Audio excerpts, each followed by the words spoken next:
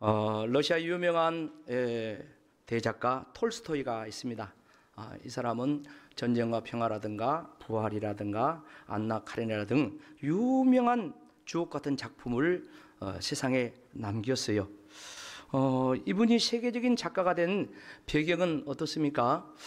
이분은 그 러시아에서 그 백작의 아들로 태어나서 이제 큰 영지를 거느린 그리고 또 농노도 많은 그런 부유한 집에서 자랐습니다. 자기 어머니도 영어, 프랑스, 독일, 이태리어, 러시아는 말할 것도 없고 이렇게 5개국어를 구사하는 그런 아주 대단한 어머니. 또 그런가 하면 이 피아노도 잘 치고 그래서 아주 교양이 풍부한 그런 엄마였어요.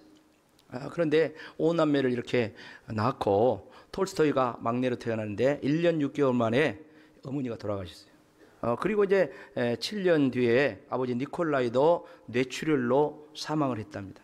할머니 혼자 계셨는데 그 아들이 뇌출혈 준 걸 보고 충격을 받아가지고 9개월 만에 할머니마저 이제 돌아가셨어요. 그런 가운데 어렵게 힘들게 이제 인생을 사는데 청년이 되어서 대학을 이제 진학하여 시험을 봤지만 첫 번째는 낙방을 했답니다. 그래서 재수를 해가지고 어렵게 대학에 들어갔어요. 그런데 대학에 그렇게 들어가고 싶어 들었지만은 대학 생활이 별로 흥미가 없고 이제 재미를 느끼지 못하고 오히려 그 허무함을 많이 이렇게 가졌다고 그래요.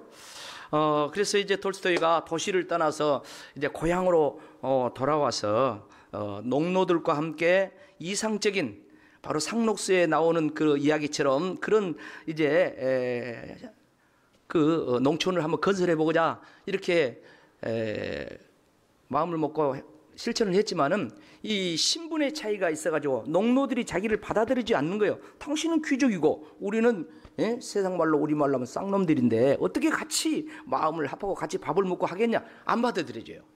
그러다 보니까 이제 그것도 이제 그 꿈도 실패로 돌아가 버립니다. 그런 가운데 이제 군대에 입대를 하게 됩니다. 하게 되는데 그때 당시 이 러시아와 유럽 연합군이 전쟁을 하는데 크림 전쟁을 해요. 먹는 크림 말고 크림 반도라는 그 유럽과 러시아의 땅이 있어요. 거기 연결되는 거기에 서로 뺏으려고 안 뺏기려고 전쟁을 합니다. 거기에 참여를 해요. 그런 가운데 생생한 전쟁의 현장 경험하면서 이제 자기 아버지 가족과 자기 어머니 가족을 모델로 해가지고 전쟁과 평화라는 작품을 이제 씁니다. 그래가지고 이 전쟁과 평화라는 작품으로 온 세계에 알려진 거예요. 그리고 유명해지면서 돈도 엄청나게 많이 버는 성공한 사람이 되었습니다. 그렇지만 이 톨스토이 이야기를 보면은 그렇게 돈도 많고 유명해졌고 그렇지만 삶이 허무한 거야. 그리고 죄에 대한 그 중압감, 공포 이런 걸 계속해서 자기를 괴롭히고 그리고 마음이 불안해. 그렇게 이제 하다 보니까 죽고 싶은 그런 상황까지도 간 거예요. 그러던 어느 날 이제 시골길에 이렇게 가는 거예요. 가다 보니까 어떤 남루한 옷을 입은 농부가 이제 가는데 세상에 겉에 입은 옷이라든가 흐트러진 머리라든가 이것과 달리 얼굴을 보니까 달덩이 같아.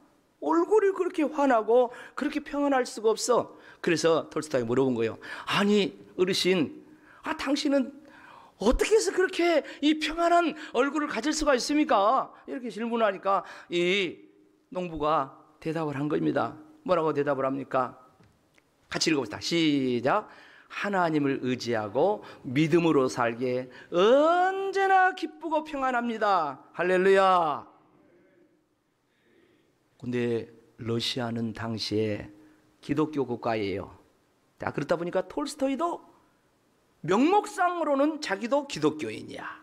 근데 중요한 것은 교회는 다녔지만 종교는 기독교인이지만은 그 농부하고 자기하고 비교해 볼 때 이건 완전히 다른 거라. 그래서 충격을 맞은 거예요.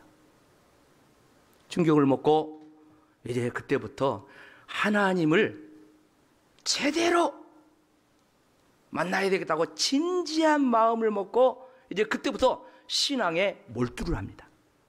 그런 가운데 톨스토이가 쓴 책 중에 또 유명한 책이 뭐냐, 참회력이라는 책이야. 이 참회력이라는 책이 있는데 이 참회력에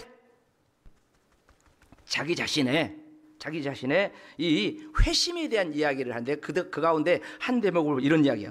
5년 전 나는 정말 예수 그리스도를 나의 주님으로 받아들였다. 그런데 나의 전생애가 변했다. 이전에 욕망하던 것을 욕망하지 않게 되었고 오히려 이전에 구하지 않았던 것들을 갈망하게 되었다. 이전에 좋게 보이던 것들을 좋지 않게 보이고 대수롭지 않게 보이던 것들이 이제는 중요한 것으로 보이게 되었다. 나의 소위 행운의 무지개를 찾아다니며 살았는데 그 허무함을 알게 되었다.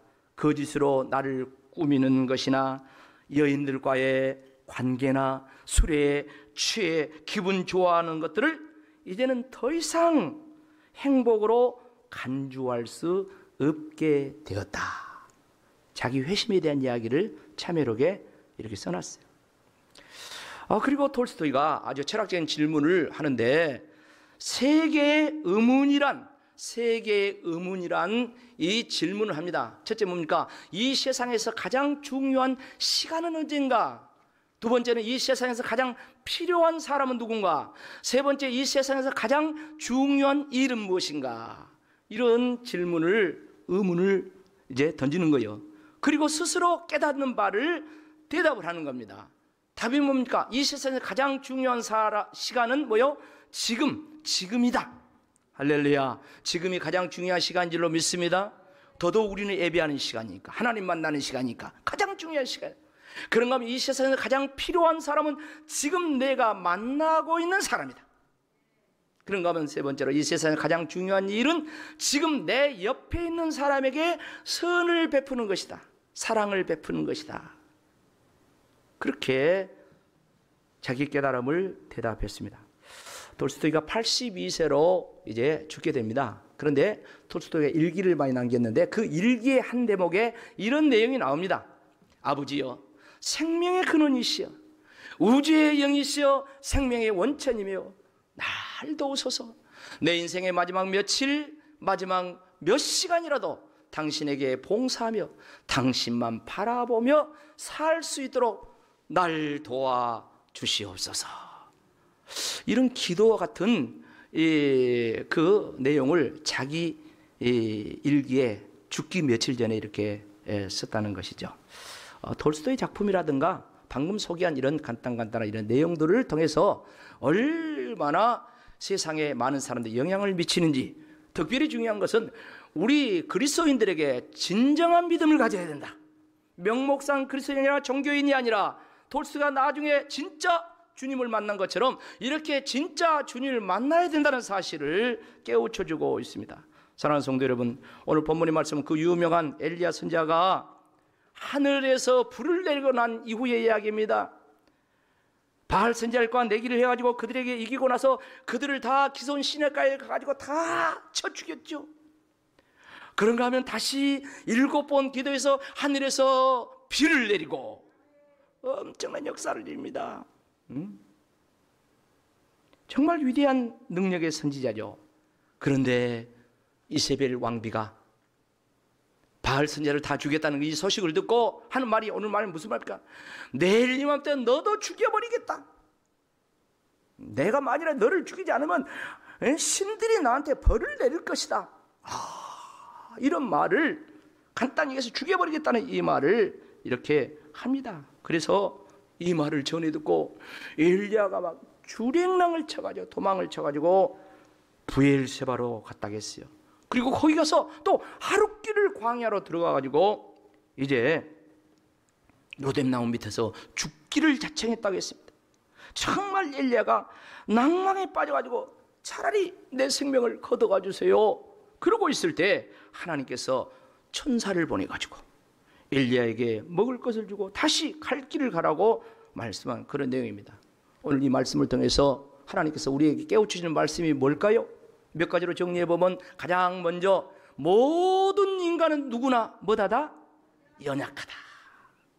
성경에 믿음의 위대한 사람들 많이 나오죠. 성공한 사람, 승리한 사람 많이 나오죠. 우리가 그 사람들 가운데 우리는 믿음의 조상 아브라함을 잘 알고 있습니다. 그런데 아브라함의 연약함이 곳곳이 나옵니다. 대표적으로 보면 어쩝니까? 자기 살려고 자기 마누라를, 자기 부인을 팔아먹는, 세상에 그런 일이 있을 수가 있습니까? 얼마나 연약함입니까? 그런가 하면 여러분 야곱을 생각해. 야곱이 얼마나 연약한 부분이 많이 나옵니까?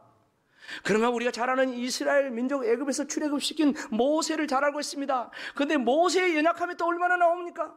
세상에 홍해바다를 가르고 그 엄청난 기적의 역사를 이루고 광야길을 가는데 그냥 반석을 명하여서 물을 내라 했는데 그냥 성질 이기지 못하고, 뭘 이기지 못하고? 성질 이기지 못하고 반석을 내리쳐버려가지고 가나안 땅에 못 들어가지 않습니까? 얼마나 연약한 거예요. 같이 합시다. 성질머리 이깁시다. 다 제 이야기요, 우리 이야기요. 성질 내버려 다 그냥 무너져 버려. 그런가 하면 다윗은 어쩝니까? 왕 중의 왕, 이스라엘 민족의 역사에서 다윗을 빼놓을 수가 없어. 하나님 마음에 합당한 사람이었다고 그랬어요. 내 뜻을 다 이루겠다고 했어요. 그런데 그런 다윗에게 얼마나 연약함이 있었습니까? 연약함이 있어. 남의 아내를 빼앗겨서 그냥 그 남편을 죽이고 뭐 등등. 참 안타까운 일이죠. 그런 모습들을 보여주고 있는데, 이건 바로 이 세상의 인간은 누구나 다 넘어질 수 있고 또 실망과 절망과 좌절에 빠질 수 있다는 그런 이야기를 성경을 통해서 알려주고 있는. 그런데 오늘 말씀은 엘리야가 바로 그런 사람이란 거예요. 그 엄청난 역사, 우리가 매주 엘리야에 대한 말씀을 들었지 않습니까? 그 능력의 역사를 이룬 엘리야가 오늘 이세벨의 말 한마디에 주랭랑을 칩니다. 자, 3절 다시 한번 읽어봅시다. 시작. 그가 이 형편을 보고 일어나 자기 생명을 위하여 도망하여 유다에 속한 브엘세바에 이르러 자기의 사환을 그곳에 머물게 하고. 전무후무한 능력을 행한 이 엘리야가 이세벨의 죽여버리겠다는 협박에 그 말 한마디에 자기 생명 보존을 위해서 도망을 갑니다. 도망가는 거리를 보면 이스라엘에서 브엘세바요, 몇 킬로라고요? 약 160킬로야. 그런데 이스라엘, 거기는 북이스라엘입니다. 그리고 브엘세바는 남유다입니다. 나라가 달라요, 어떻게 보면. 그런데 160킬로, 하루에 40킬로 간다고 해서 4일 나흘 동안 막 그냥 주랭랑을 쳐가지고 이렇게 도망갔어.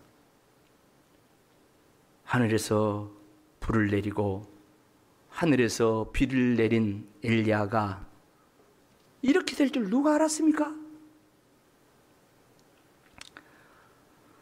이처럼 우리 인간은 아무리 투철한 신앙을 갖고 있다고 할지라도, 자기 자신의 신앙의 업적이 대단하다고 할지라도 어떤 상황 속에서 하루아침에 이렇게 흔들릴 수 있는 연약한 존재라는 것을 말씀해 주고 있습니다.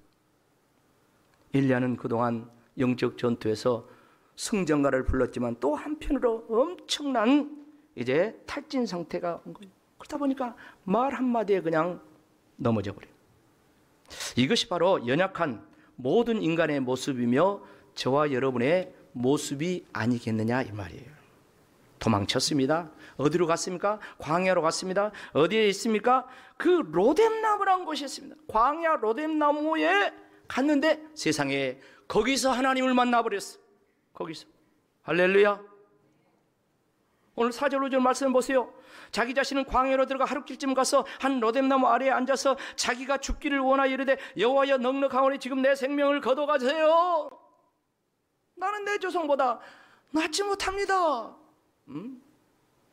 그냥 로뎀나무 아래서 이제 기도하다가 지쳐가지고 거기서 자고 있는데 천사가 와서 그를 어루만지면서 일어나 먹으라고 했습니다. 여러분, 로뎀나무가 어떤 것입니까? 광야 로뎀나무.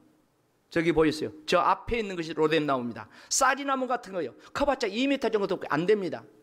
저기는 그늘이 별로 없어요. 저 뒤에 있는 나무가 시띠나무라는 것입니다. 법궤를 맞는 시띠나무. 저 뒤에 작은 거 있잖아요. 근데 저기는 나무가 크니까 그늘이 져요.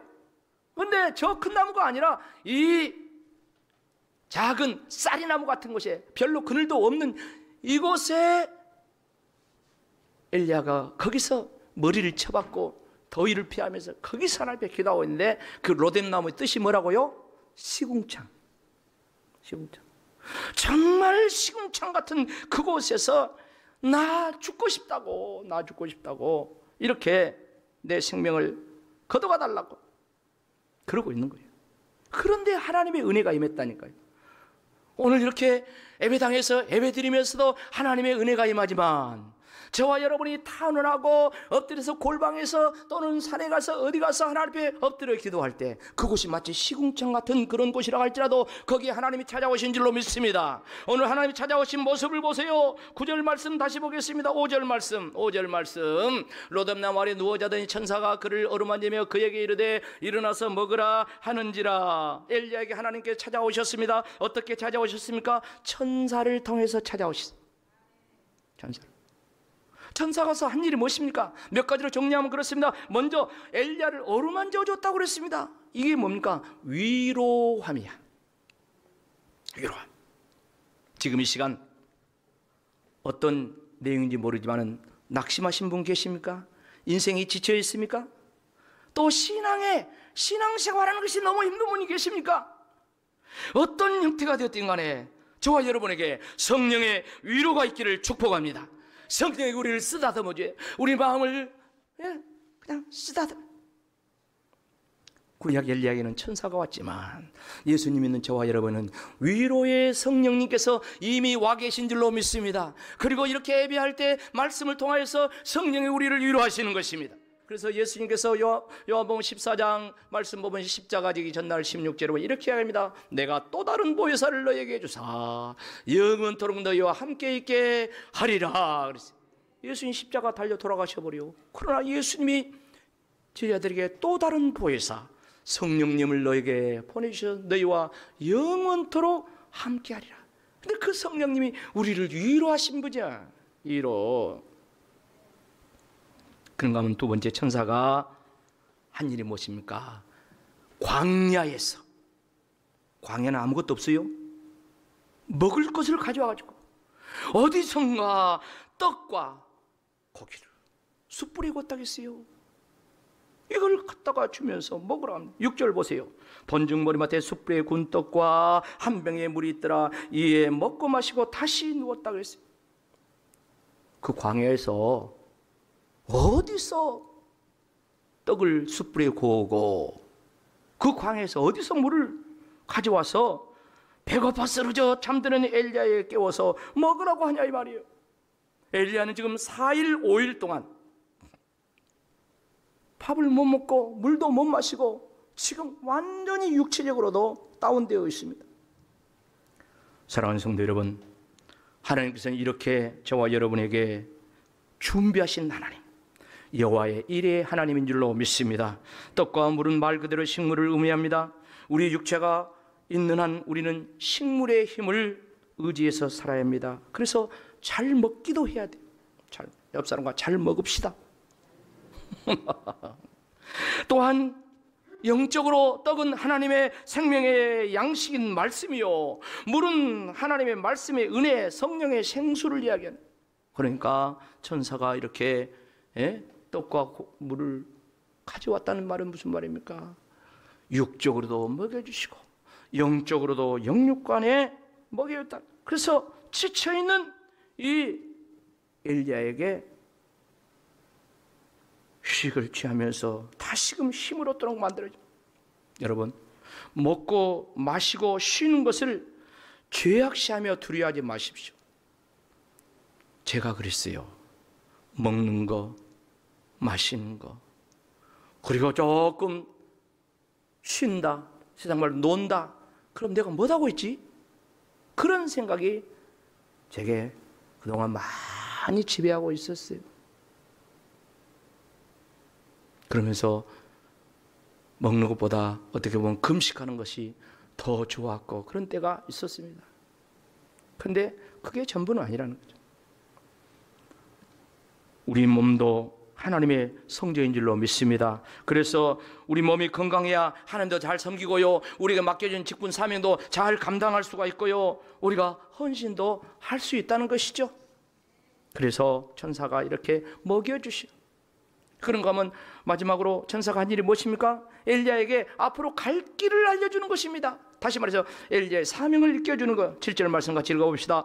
여호와의 천사가 또다시 와서 어루만지며 이르되 일어나서 먹으라. 내가 갈 길을 다 가지 못할까 하노라 하는지라. 엘리야는 지금 광야 로뎀나무 시궁창 같은 곳에 처박혀 있었어요. 그러나 이후에 갈 길이, 할 일이 남아있다는 거예요. 그걸 모르고 나 빨리 죽었으면 좋겠다. 근데 우리가 알아야 될 것은 하나님이 주신 사명이 남아있는 사람은 절대 죽지 않습니다. 사명이 끝나야지 천국 갈 줄로 믿습니다. 아무리 힘들어도 어려워도 고난이 있다 할지라도 사명이 남아있는 사람은 죽지를 않는 거예요. 엘리야는 하나님을 만나서 앞으로 할 일, 사명을 그 호렙산에 가서 만나지 않습니까? 호렙산 40주야를 걸어갔다 했어요. 그 내용이 뭡니까? 15절 16절을 보면 이렇게 이야기하고 있습니다. 여호와께서 그에게 이르시되 너는 내 길을 돌이켜 왔던 길에서 돌이켜 광야를 통하여 다메섹에 가서 이르거든 하사엘에게 기름을 부어 아람의 왕이 되게 하고, 그 다음 너는 또 님시 아들 에우에게 기름을 부어서 이스라엘 왕이 되게 하고, 그리고 엘리사에게 기름을 부어가지고 너 대신해서 선지자가 되게 해라. 후계자 삼으라. 자, 정리하면 이렇게 되죠. 앞으로 엘리야가 할 일이 뭐예요? 첫째는 뭐예요? 다메섹 하사엘에 기름을 부어서 아람 왕, 아람은 이방 나라예요. 우리 성도들이 꼭 알아야 될 것은 세상 이제 믿음의 나라가 됐든까지 믿지 않는 나라 모든 왕들의 권세가 누구로부터 나와요? 하나님께로부터 나온다는 거예요. 그런가 하면은 님시 아들 에우에게 기름을 부어서 이스라엘 왕이, 지금 이스라엘 왕이 누굽니까? 아합이요. 아합이 얼마나 학정을 행하고 있습니까? 그런데 그 아합이 이제 끝난다. 그런데 너는 그 아합 대신에 에우에게 기름을 부어서 이스라엘 왕을 세워라. 그리고 네 후계자로 엘리사를 기름 부어서, 엘리사는 농부입니다. 대농이요. 그런데 그 엘리사를 기름 부어서 후계자로 세워라. 이렇게 말씀하고 있습니다. 사랑하는 성도 여러분, 이것이 작은 일입니까?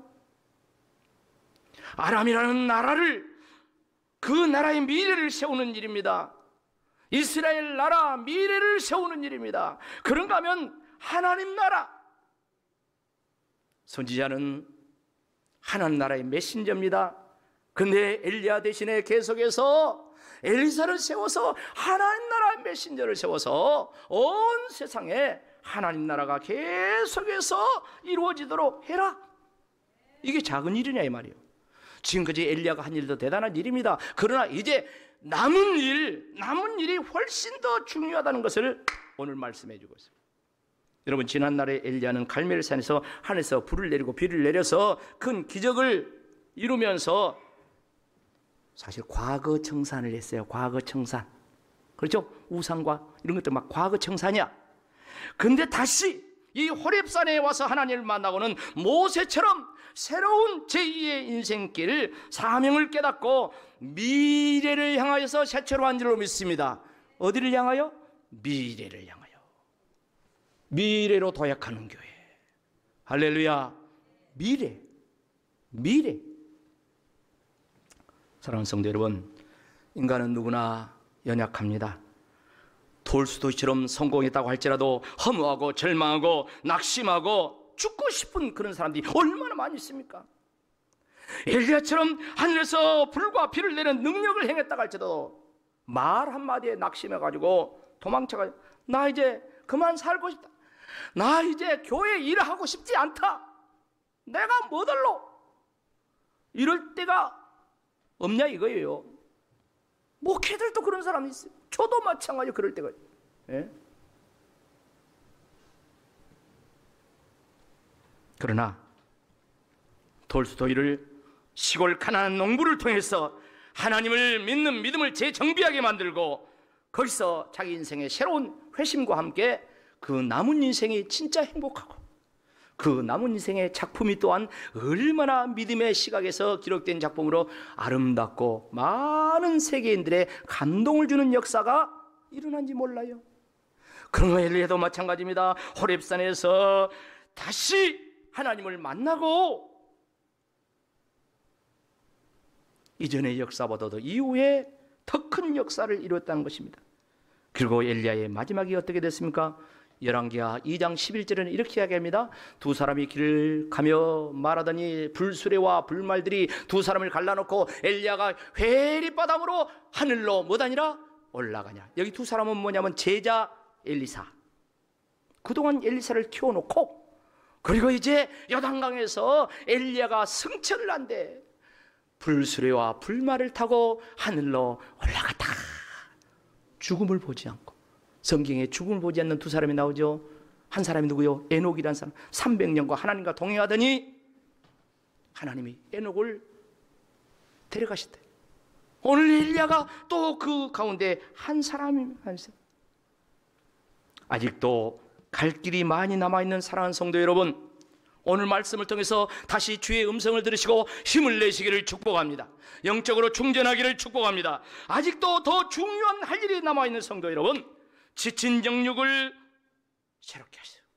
주님의 위로를, 성령의 위로를 받으십시오. 먹고 마시고 다시금 힘을 얻으십시오. 영육간의 새 힘을 기르십시오. 그리고 다시금 주저앉는 자리에서 펄떡펄떡 일어나시기를 바랍니다. 그리고 하나님이 주신 더 중요한 일을 깨달으시기 바라요. 지금까지 일이 아니라 남은 인생, 나의 남은 인생에 더 중요한 하나님의 각자의 사명을 깨닫고 갈 길을 힘차게 달려나가기를 축복합니다.